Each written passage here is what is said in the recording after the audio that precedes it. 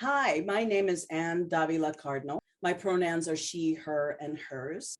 I identify as a Gringa-Rican, displaced New Yorker, and a New Vermonter. Please do not call me late for Mofongo. My family is from Bayamon, Puerto Rico, and my father's family is from Minnesota. I speak English. My Spanish is rusty, but it's there, and definitely Nuyorican. This is what looking bilingüe means to me. Thank you. Thank you so much for joining me. And I'm so excited. And I'm fresh off having read your book. So this is, I'm not going to cry because I'm not. I'm so honored. I'm so honored, Jade. Thank you for having me. Oh my goodness. No, thank you. I'm so excited to start talking to you first about how you described Puerto Rico as a lifeline for you. Mm-hmm. And so could you tell us a little bit more about that and what your earliest memory of Puerto Rico is? It's interesting. I was thinking about that. And one of my earliest memories is being very sick. When I was 5 years old, I got very sick and I had trouble breathing. And the doctor came to the house. And first of all, even in those years in New Jersey, you didn't get house calls. That was long gone in the mainland. And this was in Bayamon. The doctor came to the house, and that's when I found out I had asthma. And but I remember because it was this scurry of care, it was like the doctor comes to the house, the medicine came to the house, everything was like there, and they were all taking care of me. And I think at that point, my dad was already sick. He had ALS. And so I was the fifth, I was the youngest. And so I was sort of like, underfoot or whatever. And so that to be taken care of in this way was so new to me. So at first I was like, well, I don't want to share that with on Jade's show. That's a little sad, but it isn't. It was actually kind of important. But I remember, and this is in the book, sort of running around my aunt's property, which even then, Bayamon was more farmland, but even then was unusual because it was so dense. And I would just run around and imagine things. And I had the space and the time to sort of be a kid when I was there. So and I was going to say, what is it that, or maybe not what is it, but when did you start to feel the most connected? Because you grew up mostly in the mainland, but you went there in the summers, correct? Yes. And part of your family was from Puerto Rico and part of it was from Minnesota, but you were growing up on the East Side. So yeah, when did it start to resonate for you? After my father died, because I think about it now and it's like my mother was overwhelmed. She had, there were still two of us left at home. The third of us was off in college. And so she was dealing with a lot, and she started drinking rather heavily after my father died. And then it got to be like she was working full time, and thank God she was an architect. Thank God she had that career, or else we would have, I don't know what we would have done. But she would send me down to Puerto Rico because I was the youngest and I was a lot of work. And so she would send me down to be with her great aunt. And that was when, my life's falling apart in New Jersey, and in Puerto Rico, it was solid, and it was family, and it was food and care and love and laughter. And so that's when the connection happened. And I actually had an intense connection with my great aunt. We were born on the same date, many years apart, obviously.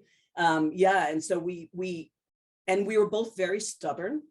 And so we really bonded and laughed. And so she took care of me, and the whole family did.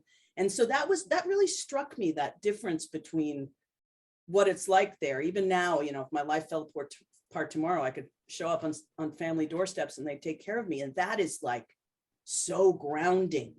And I think that's why my, roots took root there more because of that. Because of that foundation. Yeah, they were the ones who cared for you in what sounds like it was your moment of need, and a big moment of need for your family in general. And years of need, yeah. Yes. But despite that, I hear you were a sinvergüenza. I was. Sinvergüenza is one of my favorite words. When you hear that, something's afoot. It's really funny. There are certain words that I didn't, it's like my brother and I thought the dogs' names were Bájate and Fuera.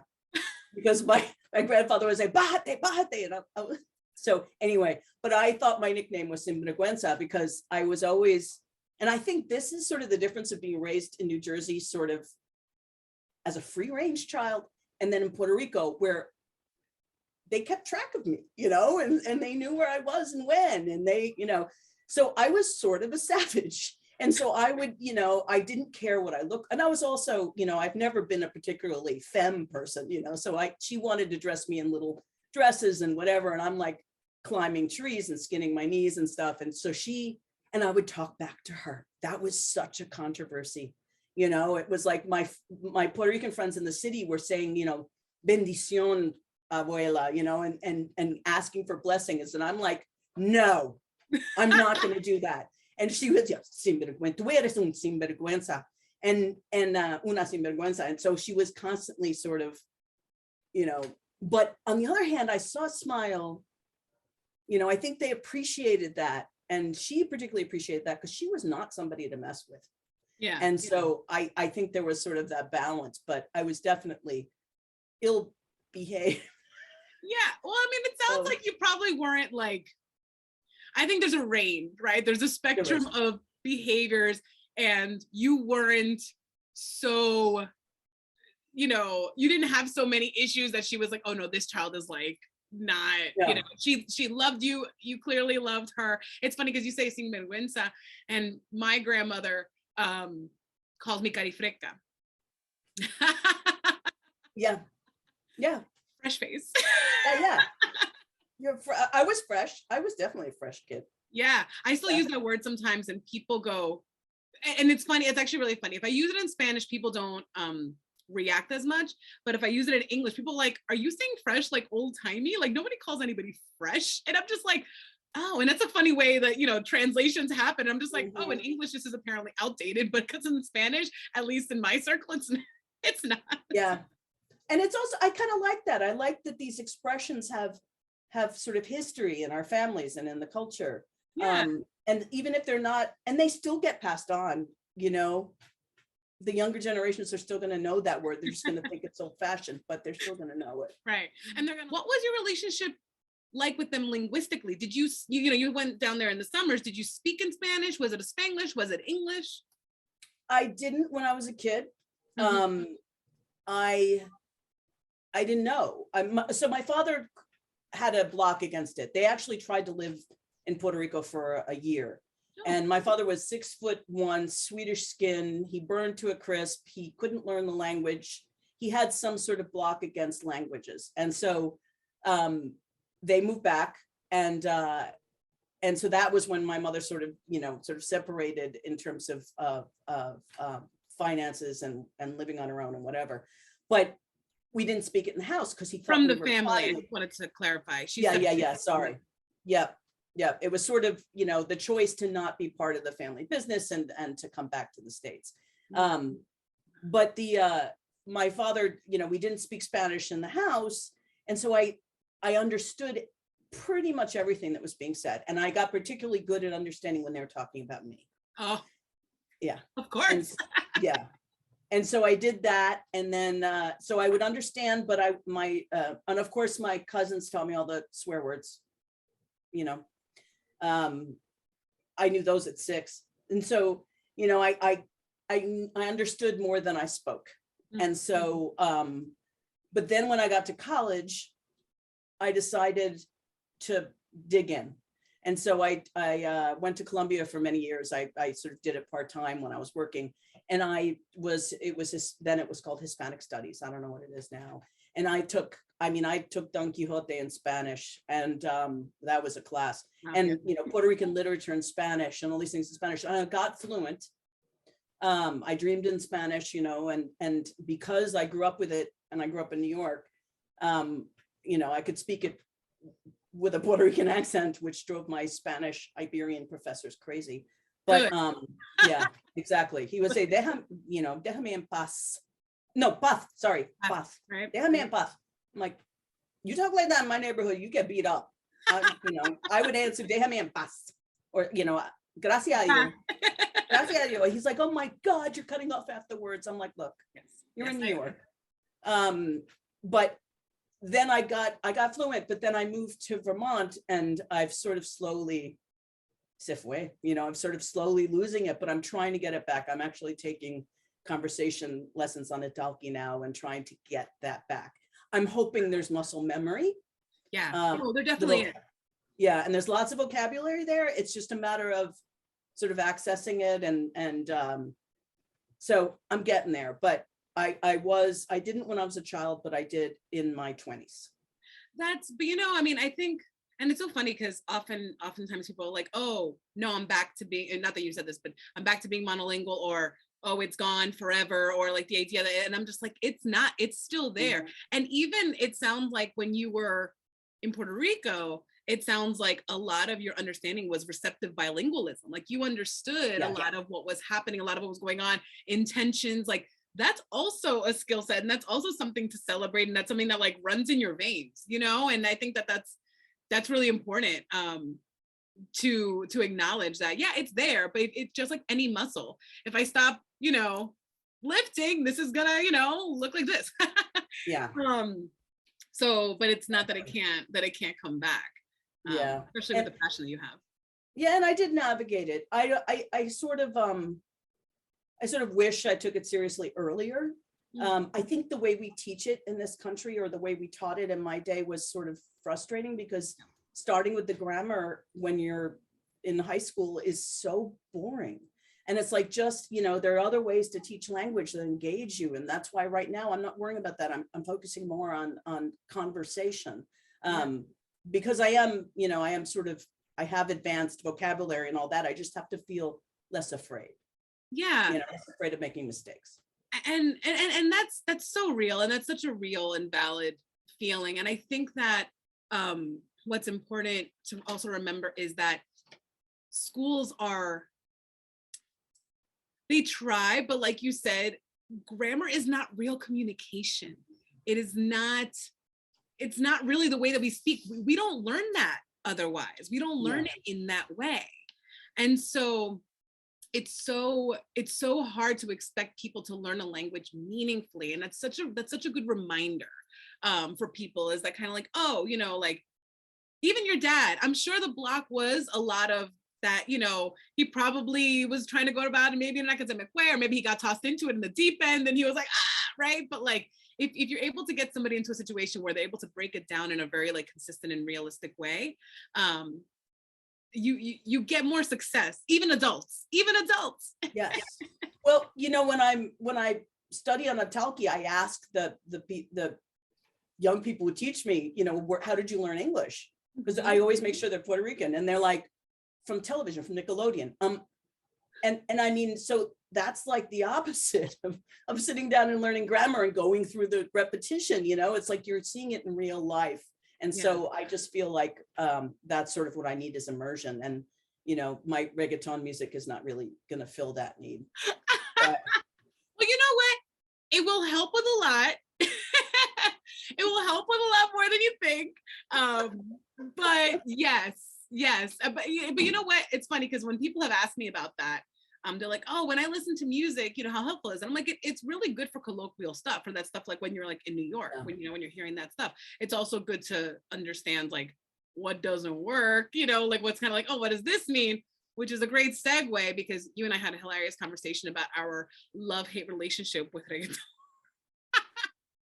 Yeah. Like, what is this? Like, why? How can we be the kind of people, the kind of women that we are, but still love it? How? I don't know. I mean, I think I like music that makes me want to move. Yeah. I was a punk rocker in New York, man. I went to dance. That's why I sort of did that. And so I like the music that brings that out, and reggaeton definitely does that. I also think it's very indicative of the culture. And I like that let's face it, it's a Puerto Rican art form, right? It started there. J Balvin picked it up, but it is something that is from the island, and that's meaningful. And so, and also, I remember when it first came out, and my son, we went down there, and my son was like 4. So he's 25 now. So he was, it was 21 years ago. And everything on the video was these, these women's dancing with no clothes on with their butts in the thing. I'm like, what is this? It all sounds the same. And then I think it evolved, I evolved, and like Daddy Yankee, I think he sort of changed the game a bit. And so it is sexist, and and I'm just tired of the twerking or the perreo, and but Bad Bunny is changing that too. So it's evolving. And so I feel good about that. But you're right. It's like, I feel a little guilty about the fact that I used to, I still enjoy it. I still love those songs, and I love a good beat, and I love the sort of emotion of it. Yeah, but you know what? I feel the same way, and it's so funny because even sometimes when it's not even just reggaeton, but I'm thinking of a song Mark Anthony does with, I'm not remembering, so I'm not gonna like misname, but with somebody, and it's like the song that I really like, that's like this crazy salsa, but has somebody who's a reggaeton artist, I believe, and they say this line that, like, when I heard it, I started laughing because I was like, this is absurd, but it's like something con toda la carne suelta. Like, and I was like, ew, gross. And if anybody needs a translation for that, it's like, you know, with all your meat hanging loose. And like, so you know what that's talking about. And I'm just like, what the actual, like, ew. But the rest of the song is really awesome. And it's like, just like a great beat. And it's this crazy salsa, you know, it's De Vuelta de la Vuelta or something like that it's called. And I love it. And I'm just like, I have to, I don't know. I feel like what I'm also hearing from you is like, we also have to have some grace with ourselves, because some of these things are also like this instinctual, like, oh, this is a great dance. Like, this is a great, you know, movement. And you know what, as long as everybody's doing what they want to do, if these girls want to twerk, I'm not into twerking. Right. But if you're choosing to do that, go. Yeah. Yo pereo sola. I mean, and like, I'm so excited to see Ivy Queen making a comeback, because when I started listening to reggaeton, she was one of the ones I was listening to, and La Mala Rodriguez, who isn't really reggaeton, but you know, there was women in the movement then, and then they sort of went away. And I'm so glad that Ivy Queen is back, and boy, is she aging well. Oh, I'll have to look up a picture. I haven't seen. Oh my God, she looks great. She looks great. And so it's just nice to see they honor the roots. Yeah. Jay Balvin is also good at that, but they honor the roots, but they also evolve. And but the homophobia thing sort of really upsets me. And Bad Bunny is breaking that. You know, he's wearing dresses, and so it's just I'm excited to get to watch that and to watch it evolve. So yeah, what led you to begin writing? Actually, family stories. You know, when my son was little and I was finishing my degree, I started doing some essays, and because I wanted him to know family stories. I feel like, especially my mother, because she died before he was born, and so I wanted to have a sense of, particularly the Puerto Rican side of his family. And so I started writing them down as part of my undergraduate degree, and I took to it, and then it just sort of, and then I started to realize I like making things up, and it was sort of easier to have the roots be something that's based in family stories or in your own story, and then, you know, manipulate it and change it so that it's more universal, or so that it's, you know, horror, or, you know, which I've always been into. And so I said to my brothers, I was like, you know, I think I like fiction. And they're like, Annie, you've been writing fiction since you were 6. Since you can talk. And I was like, okay, fine. But I like that. I like the ability to sort of make it fit the theme or the story you want to tell. So even though all my work has some sort of roots in my own story or family stories or my own experience, I like the fiction part of it. I like sort of making it up. So it just started that way, but then it just sort of took off. And I work at Vermont College of Fine Arts. I'm around all these spectacular writers, and the community fostered me and encouraged me. And then next thing you know, 5 Midnights sold. And so, and I like that my start was in horror, because that's always been sort of an important thing for me. And so, you know, it just sort of came from there, but it all started with wanting to document my family stories. That's super cool. And so when you describe yourself as a writer, do you describe yourself as, well, I guess maybe you started off describing yourself as a horror writer, or like, I guess, I'm not even really sure how writers describe themselves necessarily, but yeah, and it's sort of meaningless, Jade. So it's more marketing than anything, but I say speculative writer, because speculative includes, you know, fantasy, magical realism, horror, science fiction. And so it's sort of an overarching umbrella. I like magical elements, supernatural elements. Those are the things, that stories that have always resonated with me. yeah. And so I sort of go within that, because the two adult novels, the one Storytellers Death that comes out in October, and then the next one are both magical realism, which is what I was sort of raised on, and is very important to me. So they all fall under the speculative umbrella. Yeah, and back to another point that you made previously, you said that storytelling is important even when the stories aren't true. So can you explain that a little bit more?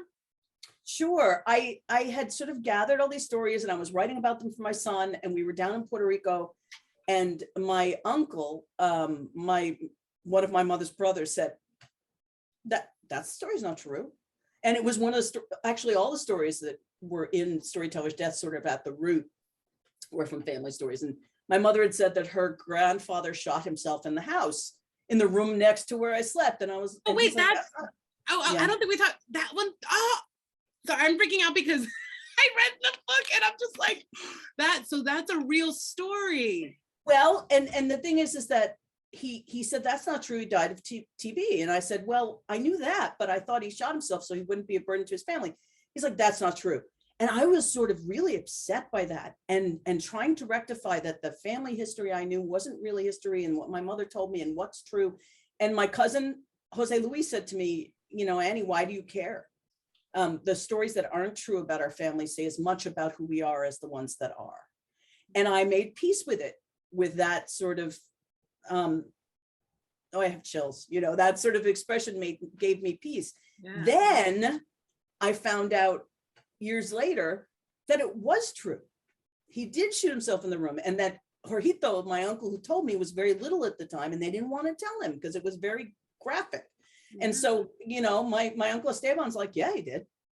Yeah, he did. And I was like, what? It wasn't in the next room of that house. It was a new house, or an older house on the property in Bayamon. But it's like, it's interesting to sort of pull apart and see where the roots of the stories are. But I realized that I didn't really care anymore whether or not they were true. I loved them. Yeah. Yeah, no, they're still a part of your story. They're still a part of the stories that you hear. Just like my novels that are all made up, or are mostly made up, are part of who I am. Yeah. So I like that. Yeah. Yeah. And I'm trying to phrase things in a way that doesn't spoil because I read the book. I'm gonna hold it up because why not? I'm so excited about it. It was wonderful. And prior to us recording, I was just telling Anne that I was sobbing most of this week when I finished. Yes, and I'm honored by that. Yes, in like a good way. Like it's you know, I appreciate that, because I'm, like I said before, I'm not good with like the Pixar cries, right? Like that will ruin me. Yeah. This excuse me, this wasn't that.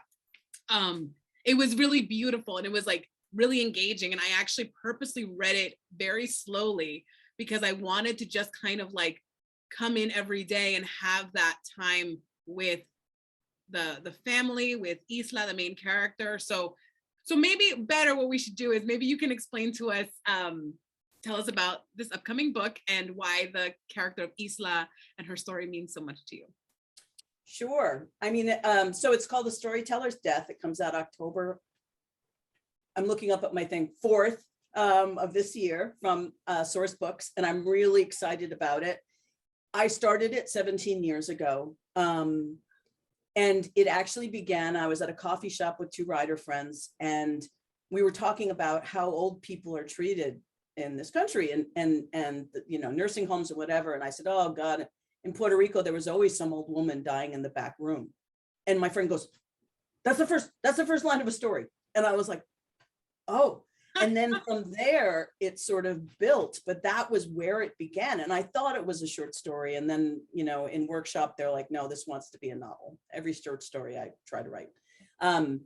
And so it sort of evolved from there, and I brought in the family stories and visions and sort of the, you know, magical realism is such a, it's not a controversial, it's an overused term.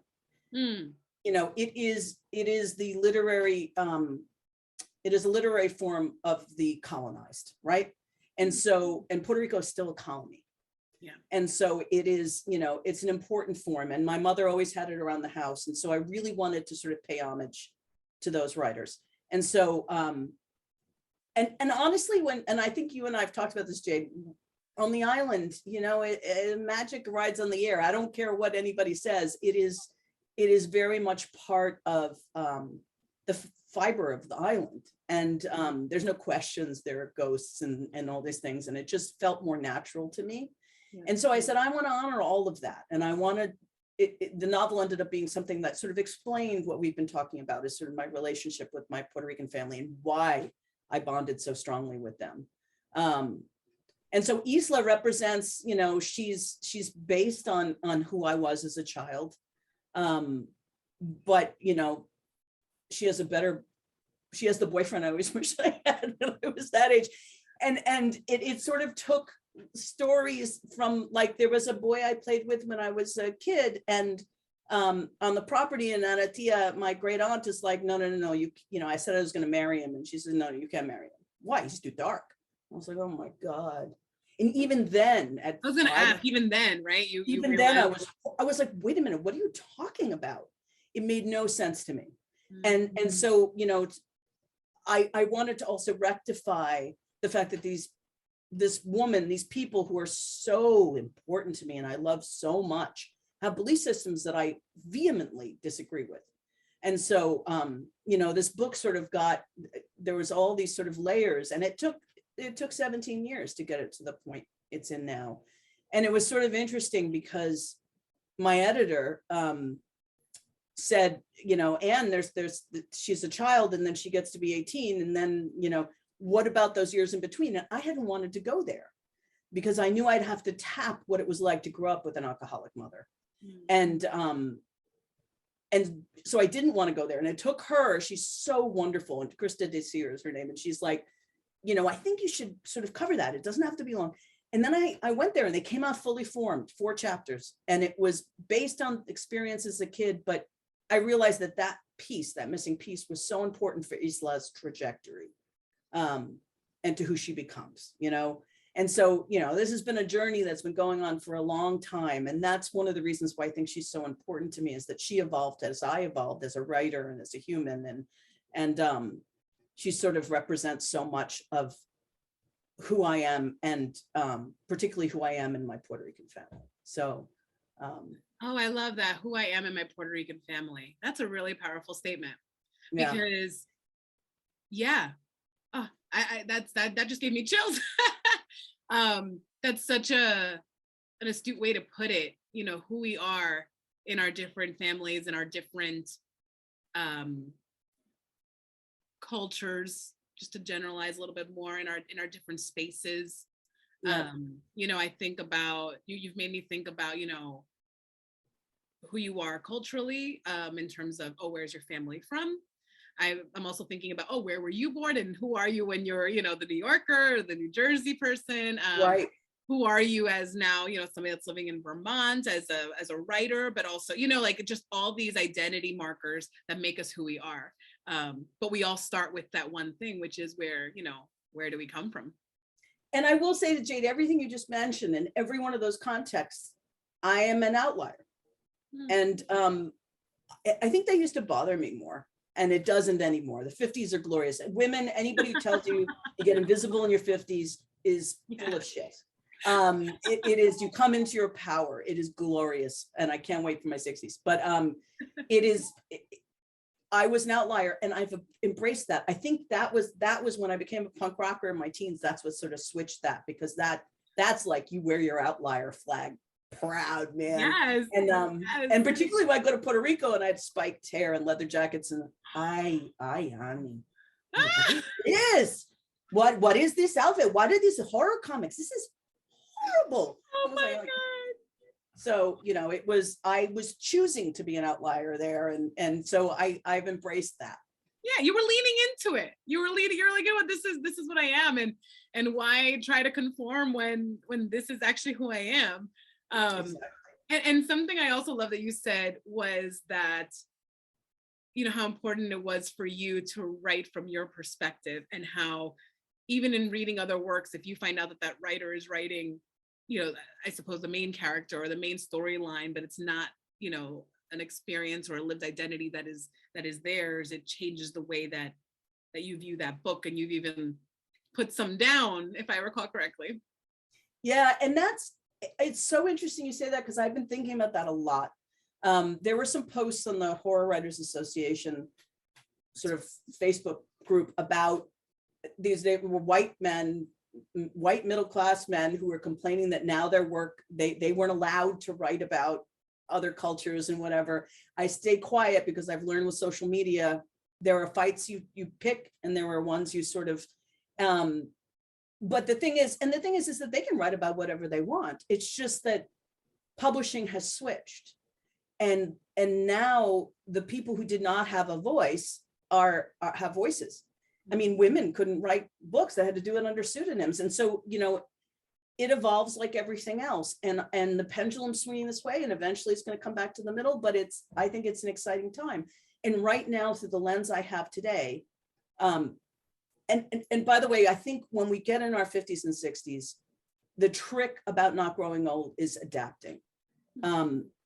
Like you know, the people say, oh, this music today, I throw myself into the music that comes up because I find it fascinating. That's cultural anthropology, is seeing TikTok and all these things, and I find it interesting. I love social media. You have to sort of use it, you know, smartly, but I like popular culture is anthropology, and so in order to understand Gen Z, you got to sort of throw yourself into that, and I love it. And so I think if you don't adapt, and particularly as writers, if you're writing the same thing, you know, over and over again, you're not going to grow as a human, and you're really going to kind of get old. And so I like the idea of adapting and sort of figuring that out, and then your place in the world sort of changes. But it also gives your work more energy. It gives you more energy, and I can't wait for Gen Z to take over this country. That's why I write for them. I think that they've been through a lot, and they're strong. They're a little dark for good reason, and that's one of the reasons why I think horror is having a resurgence. It makes you feel better about, you know, the terrible things that are going on in the world, because at least there's no zombies, you know, there's not aliens harvesting your blood for fertilizer. It gives perspective to real life horrors, and that's one of the reasons why I've always liked my next book is a YA book, Breakup from Hell, and it has a Catholic sort of core to it, and a Puerto Rican protagonist. I think you'll enjoy it. It's a horror rom-com. Oh, I like that. A horror rom-com. Yeah, I had fun with that. When is that one coming out? January 3rd. Okay. So, oh my God, that's so exciting. You're so busy. It's definitely different. You know, I do these very different things, and but I like that. And you know, there are editors who said, well, you want to use a different name for your adult? I'm like, no, because that's who I am. I like reading all those different things too. I just finished a middle grade. Yeah. For 11, you know, an 11-year-old protagonist, and it was a blast. So I like trying different things and writing in different areas. So and being all the people that you are, right? Like all the different, you know, aspects of you come out and are able to flourish. And I think that that's more relatable than me pretending to have like 20 different like masks that I put on, you know, and like these different names. It's like, no, actually, this is how complex we are as humans. This is how complex we are culturally. This is how our culture can influence our artistry. Be all the people that you are. I like that. You said that early on. I like that one. Well, I'm very heartened by the way you reacted to Storytellers Death, and I really hope that it's a story that resonates with people. Yeah. And it means a lot to me to share it with everyone. And I'm so honored to have the the voice to be able to, the venues to be able to share my stories, because it is such a good time. And to be paid for something I love doing is really exciting. So I hope people enjoy it and connect with me on social media. I'd love to, you know, connect with you there and share stories, and thank you for having me, Jade. I'm very excited to it's always fun to talk to you. It's like we could light a small city with the amount of energy we put off.